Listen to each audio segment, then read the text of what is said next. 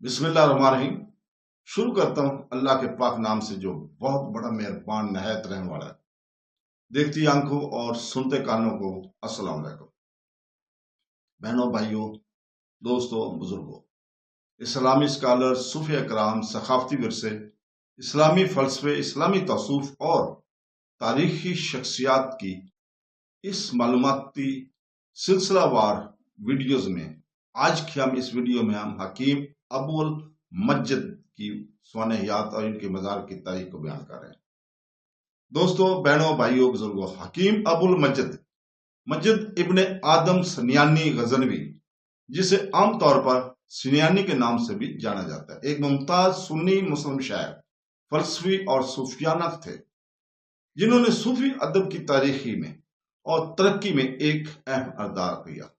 وہ 1080 عیسوی کے لگ بھگ موجودہ افغانستان میں واقع شہر غزنی میں پیدا ہوئے۔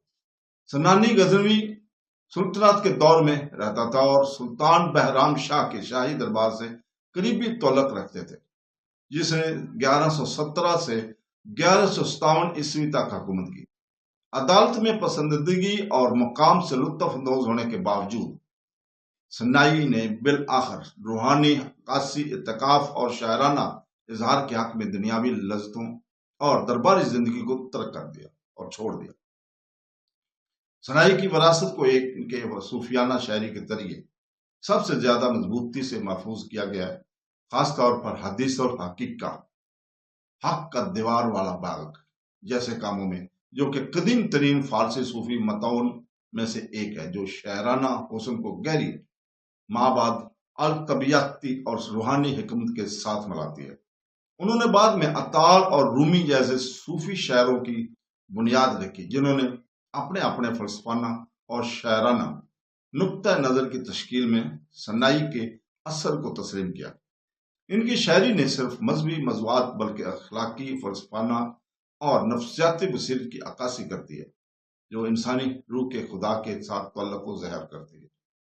سنائی کی موت کا صحیح سال قطعی طور پر درج نہیں ہے کہیں بھی، لیکن زیادہ تر علماء اس بات پر متفق ہیں کہ ان کا انتقال 1131 اور 1141 عیسوی کے درمیان ہوا۔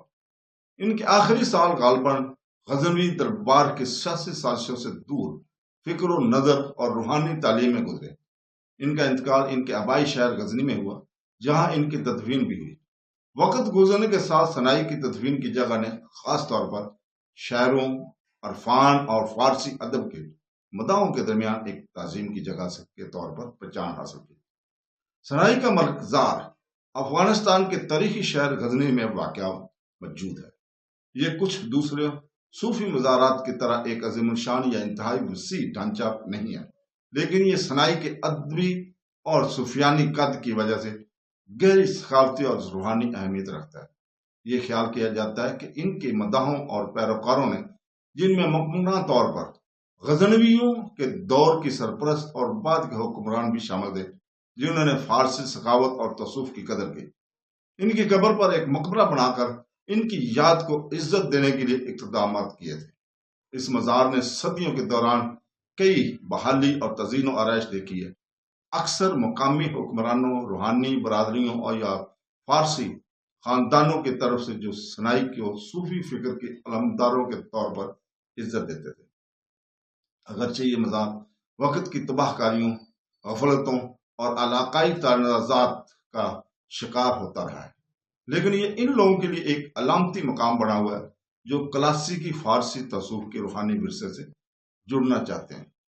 غزنی جانے والے زائرین اور ادب کے شائقین اکثر سنائی کے مقبرے پر اپنی تعزیت کے لیے ایک نقطہ بناتے ہیں۔